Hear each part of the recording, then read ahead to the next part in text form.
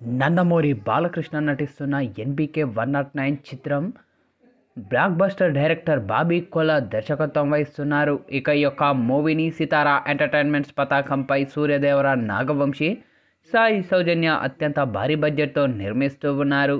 ఇక ఈ యొక్క చిత్రం నుంచి ఇప్పటికే విడుదలైన పోస్టర్లు అలాగే 2 భారీ యాక్షన్ గ్లిమ్స్లు ప్రేక్షకుల్ని ఎంతోగానో ఆకట్టుకున్నాయి.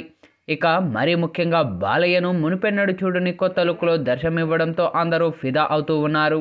దీంతో ఈ యొక్క సినిమా టైటిల్తో పాటు మూవీకి సంబంధించిన అప్డేట్స్ కోసం అభిమానులు చాలా ఈగర్గా వెయిట్ చేయడం జరుగుతూ ఉంది. ఇక ఈ యొక్క క్రమంలోనే నందమూరి ఫ్యాన్స్తో పాటు తెలుగు సినీ ప్రేక్షకులు ఎంతో ఆసక్తిగా ఎదురుచూస్తున్న ఈ యొక్క చిత్ర టైటిల్ ఫిక్స్ అయింది.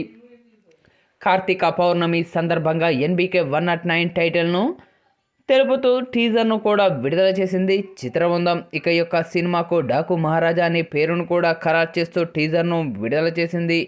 ఇక ఈ యొక్క టీజర్ను విషయానికి వస్తే ఈ కథ వెలుగును పంచే దేవుళ్ళది కాదు, చీకటిని శాసించే రాక్షసులది కాదు, ఆ రాక్షసుల్ని ఆడించే రావణుది కూడా కాదు. ఈ కథ రాజ్యం లేకుండా యుద్ధం చేసిన ఒక రాజుది, గండ్రగొడ్డలు పట్టిన యమధర్మరాజుది, మరణాన్ని వణికించే మహారాజుది అనే డైలాగ్తో టీజర్ మొదలైంది.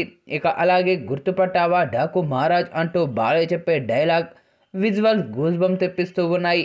ఇక తాజాగా విడుదలైన ఈ యొక్క టీజర్ను చూసిన ప్రతి ఒక్కరు కూడా తమదైన శైలిలో ప్రశంసలు కురిపిస్తూ ఉన్నారు చిత్రబృందంపై.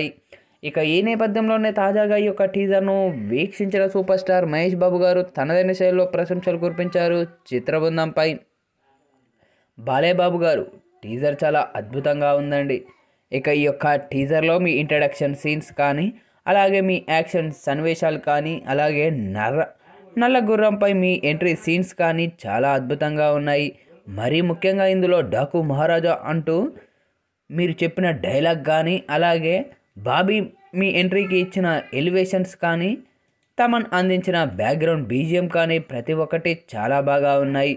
పక్కా ఈ యొక్క టీజర్ మరెన్నో రికార్డులను క్రియేట్ చేయాలని మనస్ఫూర్తిగా కోరుకుంటున్నాను అంటూ సూపర్ స్టార్ మహేష్ బాబు చేసిన ఈ వ్యాఖ్యలు ఇప్పుడు నెట్టింట్లో వైరల్ అవుతూ ఉన్నాయి.